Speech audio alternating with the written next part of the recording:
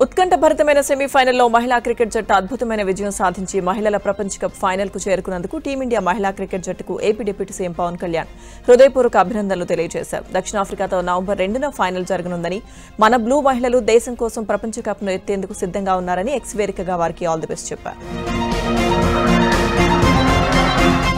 YCP అధ్యక్షుడు జగన్ కు తుఫాన్ల గురించి మాట్లాడే అర్హత లేదని ఏపీ విద్యుత్ శాఖ మంత్రి గొట్టిపాటి రవికుమార్ విమర్శించారు.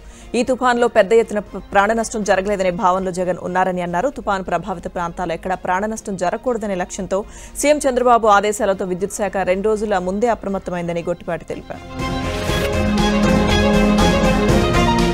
మల్టీ స్పెషాలిటీ ఆసుపత్రుల అసోసియేషన్తో ఏపీ ప్రభుత్వ చర్చలు సఫలమయ్యాయి. ఆసుపత్రుల అసోసియేషన్ సమ్మె విరమించింది.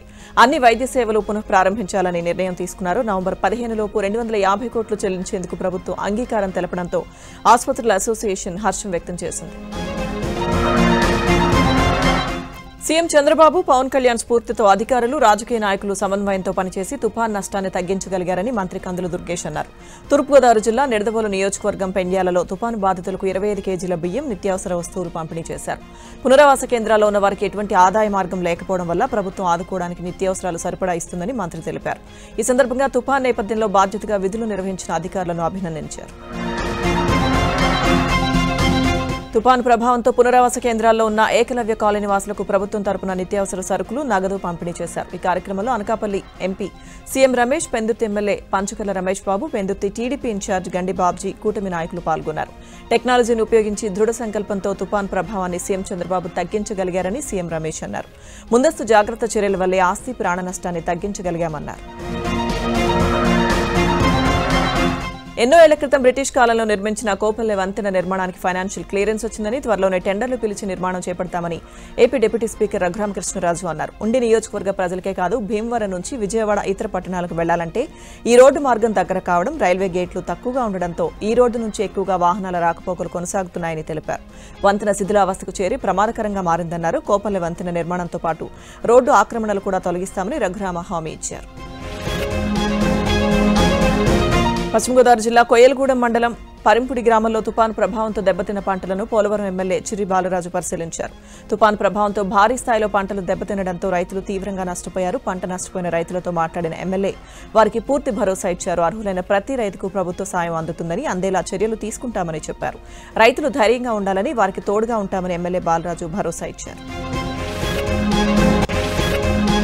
పశ్చిమ గోదావరి జిల్లా నర్సాపురం తీర గ్రామాల్లోని తుపాను ప్రభావిత ప్రజలకు ప్రభుత్వ విప్ బొమ్మిడి నాయక నిత్యావసర వస్తువులు పంపిణీ చేశారు. ముందుగా పీఎం లంక గ్రామంలో ఒక్కో కుటుంబానికి 50 కేజీలు బియ్యం, కేజీ వంట నూనె, పంచదార, ఉల్లిపాయలు, బంగాళదుంపలతో కూడిన బ్యాగ్ను అందజేశారు. తుపాను కారణంగా వలలు, బోట్లు వంటి వేట సామాగ్రిని కోల్పోయిన ప్రతి మత్స్యకార కుటుంబాన్ని ప్రభుత్వం ఆదుకుంటుందని నాయకర్ హామీ ఇచ్చారు. ఎన్టీఆర్ జిల్లా చందర్లపాడు మండలం ఏటూరు వరద ప్రభావిత ప్రాంతాల్లో ఎమ్మెల్యే తంగిరాల సౌమ్య పర్యటించారు. వరదల కారణంగా పునరావాస కేంద్రాల్లో తలదాచుకున్న కుటుంబాలను ఎమ్మెల్యే సందర్శించారు. అనంతరం వారి కుటుంబాలకు నిత్యావసర సరుకులు పంపిణీ చేశారు. తుపాను ప్రభావంతో దెబ్బతిన్న పంట పొలాలు పరిశీలించారు. రైతులను కలిసి వారి సమస్యలను అడిగి తెలుసుకున్నారు. వ్యవసాయ శాఖ మంత్రి అచ్చెన్నాయుడుతో ఫోన్ ద్వారా సంప్రదించి తుపాను వల్ల జరిగిన నష్టాన్ని వివరించారు. బాధిత రైతులకు తగిన న్యాయం చేయాలని సౌమ్య కోరారు. భారతదేశ ప్రజలంతా స్వదేశీ వస్తువులనే కొనుగోలు చేయాలని, మన వారిని మనమే ప్రోత్సహించాలని, దీనిపై తెలుగువారంతా ప్రచారం చేయాలని బీజేపీ ఏపీ అధ్యక్షుడు మాధవ్ పిలుపునిచ్చారు. సర్దార్ వల్లభాయ్ పటేల్ 150వ జయంతి సందర్భంగా విజయవాడలో ఇందిరాగాంధీ స్టేడియం నుంచి బెన్ సర్కిల్ వరకు ఐక్యతా ర్యాలీ నిర్వహించారు. ఈ ర్యాలీలో మాధవ్తో పాటు ఎంపీ కేశినేని శివనాథ్, అడ్డూరి శ్రీరామ్ కూటమి నేతలు పాల్గొన్నారు.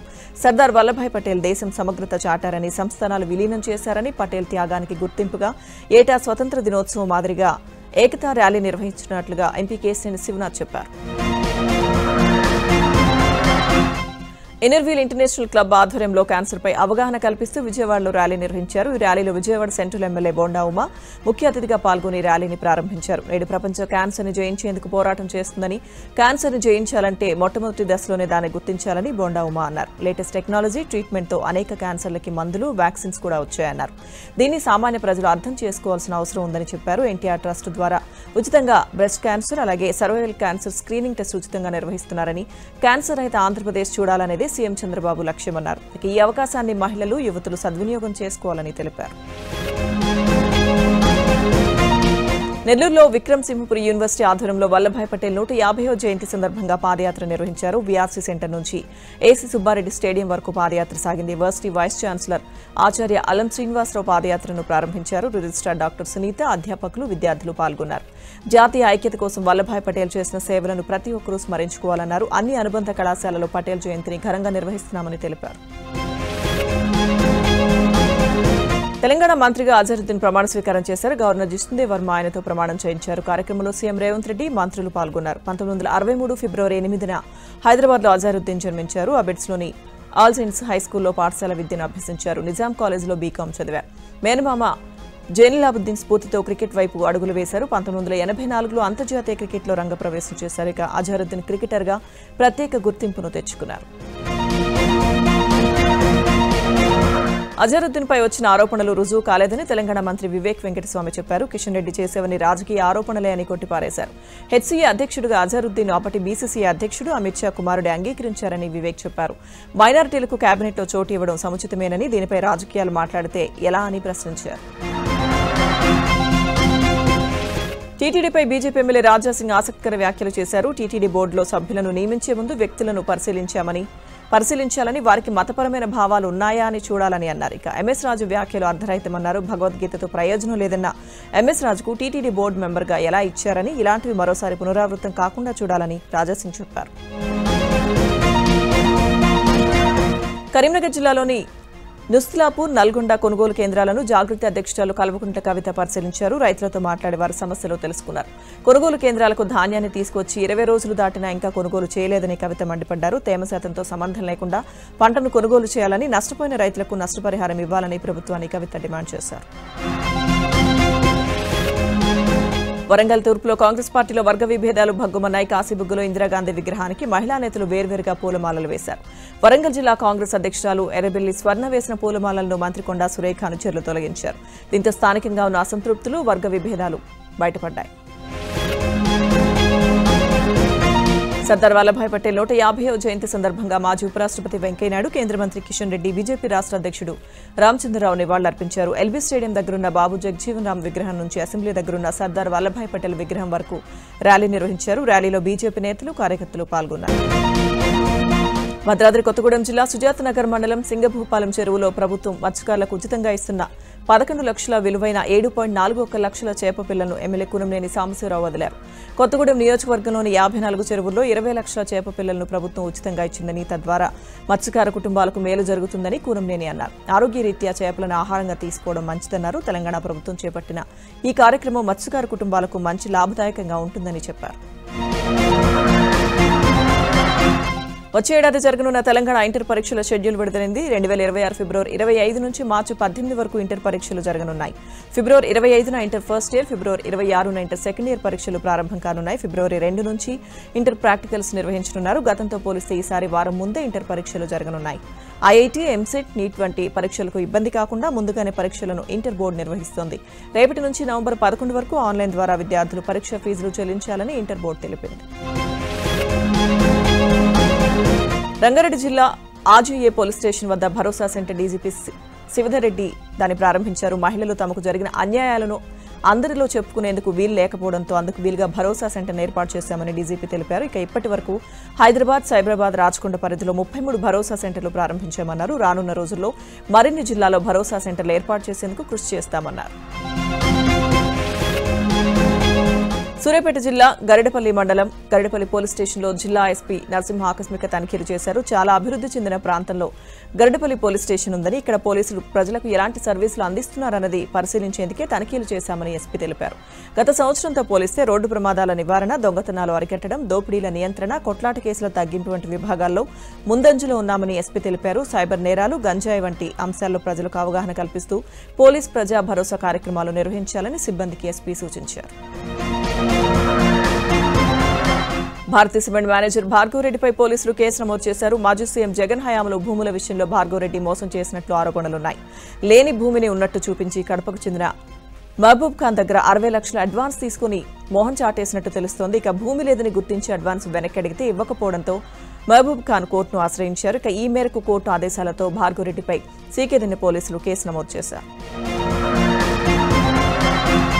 సౌదీలో యజమాని చేతిలో చిత్రహింసలు అనుభవించిన నిజాం అనే వ్యక్తిని టీడీపీ నేతలు క్షేమంగా అనంతపురానికి తీసుకొచ్చారు. నెల రోజుల క్రితం సౌదీలో తీవ్ర ఇబ్బందులు పడుతున్న నిజాం వీడియో సోషల్ మీడియాలో వైరల్ అయింది. ఈ విషయాన్ని టీడీపీ నేతలు మంత్రి లోకేష్ దృష్టికి తీసుకువెళ్లగా వెంటనే సౌదీలోని తెలుగు అసోసియేషన్ సభ్యుల సహాయంతో నిజాంను రక్షించారు. అనంతపురానికి తిరిగి వచ్చిన నిజాం CM Chandrababu, deputy CM Pawan Kalyan, మంత్రి లోకేష్, ఎమ్మెల్యే దగ్గుబాటి ప్రసాద్ చిత్రపటాలకు పాలాభిషేకం చేసి కూటమి ప్రభుత్వానికి కృతజ్ఞతలు తెలిపారు. ఏపీ సచివాలయం వద్ద ఎస్సీ ఎస్టీ పారిశ్రామికవేత్తలు నిరసనకు దిగారు. గత 4 ఏళ్లుగా ప్రభుత్వం తరపున రావాల్సిన ప్రోత్సాహక సబ్సిడీ విడుదల చేయడం లేదని ఆందోళన వ్యక్తం చేశారు. తమకు రావాల్సిన 100% సబ్సిడీ వెంటనే విడుదల చేయాలని డిమాండ్ చేశారు. బకాయిలు విడుదల చేసి తాము కూడా సంతోషంగా పారిశ్రామిక సమ్మిట్లో పాల్గొనేలా చేయాలని కోరుతున్నారు. పదవీ విరమణ పొందిన విశ్రాంత ఉద్యోగులకు పెండింగ్లో ఉన్న రిటైర్మెంట్ బెనిఫిట్స్ ను వెంటనే చెల్లించాలని డిమాండ్ చేస్తూ మహబూబాబాద్ జిల్లా కేంద్రంలోని ఇందిరాగాంధీ విగ్రహం ఎదుట రిటైర్డ్ ఎంప్లాయీస్ వెల్ఫేర్ అసోసియేషన్ జిల్లా అధ్యక్షుడు బద్రీనాథ్ ప్రభుత్వాన్ని డిమాండ్ చేశారు. నోటికి నల్ల బ్యాడ్జీలు ధరించి విశ్రాంత ఉద్యోగులు నిరసన చేపట్టారు. పదవీ విరమణ పొంది ఏళ్లు గడుస్తున్నా తమకు రావాల్సిన gratuity, general provident fund, surrender లీవ్లు వంటి ఆర్థిక ప్రయోజనాలు అందలేదని ఆవేదన వ్యక్తం చేశారు. దాంతో తీవ్ర ఆర్థిక ఇబ్బందులు ఎదుర్కొంటున్నామని చెప్పారు. ప్రభుత్వం వెంటనే స్పందించి తమకు న్యాయం చేయాలని డిమాండ్ చేశారు. ఎన్టీఆర్ జిల్లా కమిషనరేట్ అడ్మిన్ డీసీపీ సరిత విధులు నిర్వహిస్తూనే అమ్మతనాన్ని చాటారు. తుఫాన్ నేపథ్యంలో బుధవారం ఆమె విజయవాడ గుణదల కొండ ప్రాంతాల్లో పర్యటించి ప్రజలను అప్రమత్తం చేశారు. ఈ క్రమంలో అదే పనిగా ఫోన్ చూస్తున్నాడనే కారణంతో కుటుంబ సభ్యులు మందలించడంతో ఏడుస్తున్న 10 ఏళ్ల బాలుని గమనించి దగ్గరకు వెళ్లి ఓదార్చారు. తాను ఆర్మీ ఆఫీసర్ అవుతానని చెప్పడంతో కాబోయే ఆర్మీ ఆఫీసర్ ఏడవకూడదని సూచించారు. తర్వాత ఆ బాలుడితో సహా కొండ ప్రాంతంలో పర్యటించారు. ఇక ఎప్పుడూ ఫోన్ చూడనని, లక్ష్యంపై దృష్టి పెడతానంటూ ఆ బాలుడు డీసీపీకి తెలిపాడు. ఇక ఈ వీడియోలు సోషల్ మీడియాలో వైరల్గా మారాయి. డబ్బు శాశ్వతం కాదు, ఆలయ నిర్మాణాలే శాశ్వతమని ఎమ్మెల్యే పరిటాల సునీత అన్నారు. అనంతపురం జిల్లా గుంతకల్లులో ప్రసిద్ధ పుణ్యక్షేత్రం కసాపురం శ్రీ నెట్టి కంటి ఆంజనేయ స్వామి కలశ ప్రతిష్ఠ మహోత్సవానికి ఎమ్మెల్యే పరిటాల సునీత హాజరయ్యారు. శాశ్వతమైన ఆలయ నిర్మాణాలు చేపట్టడానికి దాతలు ఉదారభావంతో ముందుకు రావడం సంతోషంగా ఉందన్నారు. ఎమ్మెల్యే గుమ్మనూరు జయరాం ఆధ్వర్యంలో చేపట్టిన ఆలయ అభివృద్ధి పనులు ఏడాదిలోనే పూర్తి చేస్తామని ఈవో విజయరాజు చెప్పడం కూడా హర్షణీయమన్నారు. కర్నూలు జిల్లా హోలగుంద మండలం ప్రసిద్ధిగాంచిన దేవరగట్టు మాలమల్లేశ్వర స్వామి దేవాలయ కమిటీ చైర్మన్ గా వీరనాగప్ప 12 మంది కమిటీ సభ్యులను ఎన్నుకున్నారు. ఆలూరు టీడీపీ ఇన్ఛార్జ్ వైకుంఠం జ్యోతి ఆధ్వర్యంలో ఆలయ కమిటీ చైర్మన్, కమిటీ సభ్యుల ప్రమాణ స్వీకారం చేయించారు. ఇక 3 గ్రామాలకు చెందిన వారిని ఆలయ కమిటీ సభ్యులుగా నియమించామని, ఆలయ అభివృద్ధికి కృషి చేయాలని జ్యోతి తెలిపారు. మెదక్ జిల్లా పాపన్నపేటలో వనదుర్గామాత ఆలయం వద్ద మంజీరా నది ఉధృతంగా ప్రవహిస్తుంది. సింగూరు ప్రాజెక్టు నుంచి భారీగా వరద నీరు చేరడంతో ఘనపూర్ ఆనకట్ట వద్ద నది పొంగిపొర్లుతోంది. దీంతో వనదుర్గామాత ఆలయం జలమయమైంది. రాజగోపురం వద్ద ఉత్సవ విగ్రహాన్ని ఏర్పాటు చేసి అర్చకులు పూజలు నిర్వహిస్తున్నారు. నాగర్ కర్నూలు జిల్లా గోకారంలో స్కూల్ బస్కు త్రుటిలో ప్రమాదం తప్పింది. 20 మంది విద్యార్థులతో కల్వకుర్తికి బయలుదేరిన స్కూల్ బస్ గ్రామ సమీపంలో గుంతలో ఇరుక్కుపోయింది. స్థానికులు అప్రమత్తమై సహాయక చర్యలు చేపట్టారు. ఎవరికి ఎలాంటి ప్రమాదం జరగకపోవడంతో అంతా ఊపిరి పీల్చుకున్నారు. అధికారులు స్పందించి రోడ్డు మరమ్మతులు చేపట్టాలని గ్రామస్తులు కోరారు. మొంతా తుపాన్ ప్రభావంతో అనంతపురం జిల్లా ఉరవకొండ నియోజకవర్గంలో వేరుశనగ పంటకు భారీ నష్టం వచ్చింది. ఈ నెల మొదటి వారంలో రబీ సీజన్ ప్రారంభంతో జిల్లా వ్యాప్తంగా 90,000 ఎకరాలకు పైగా వేరుశనగ పంటను సాగు చేశారు. మొంతా తుపాన్ ప్రభావంతో నల్లరేగడి భూముల్లో తేమ శాతం ఎక్కువైంది. బెలుగుప్ప, విడపనకల్లు మండలాల్లో వేరుశనగ పంట వేరుకు తెగులు సోకి నిట్ట నిలువున ఎండిపోవడంతో రైతులు ఆవేదన వ్యక్తం చేస్తున్నారు. నెల్లూరు జిల్లాలో నదులు, వాగులు, కాలువలు ఉధృతంగా ప్రవహిస్తున్నాయి. సోమశిల డ్యాంకు 73,000 క్యూసెక్ల వరద నీరు చేరుతుండగా 96,000 క్యూసెక్కులను దిగువకు విడుదల చేస్తున్నారు. డ్యాంలో ప్రస్తుతం 71 టీఎంసీల నీటి నిల్వ ఉంది. మరో వారం 10 రోజులు పెన్నా నది ఉధృతి కొనసాగే అవకాశం ఉంది. ప్రకాశం బ్యారేజ్కి పెను ప్రమాదం తప్పింది. కృష్ణానదిలో ఎగువ నుంచి కొట్టుకుని వస్తున్న బోటును జాలర్లు గుర్తించారు. వెంటనే విపత్తుల నిర్వహణ సంస్థలోని కంట్రోల్ రూమ్ కి ఫోన్ చేశారు. దీంతో అప్రమత్తమైన అధికారులు డ్రోన్ల సాయంతో తుమ్మలపాలెం దగ్గర నదిలో కొట్టుకు వస్తున్న బోటును గుర్తించారు. రెవెన్యూ, పోలీస్ సిబ్బంది సహకారంతో ఎన్డీఆర్ఎఫ్ సిబ్బంది బోటును ఒడ్డుకు చేర్చారు. మొంతా తుఫాన్తో ప్రకాశం జిల్లా రైతులకు భారీ నష్టం జరిగింది. దర్శి, కురుచేడు మండలాల్లో మిరప, పొగాకు, కంది, పత్తి, మొక్కజొన్న పంటలు నీట మునగడంతో రైతులు తీవ్రంగా నష్టపోయారు. అప్పు చేసి పంటలకు పెట్టుబడులు పెట్టామని, భారీ వర్షాలతో లక్షల రూపాయల నష్టం వచ్చిందని రైతులు వాపోయారు. ఇప్పటికైనా పంట నష్టపరిహారం ఇచ్చి ఆదుకోవాలని కూటమి ప్రభుత్వాన్ని రైతులు వేడుకుంటున్నారు.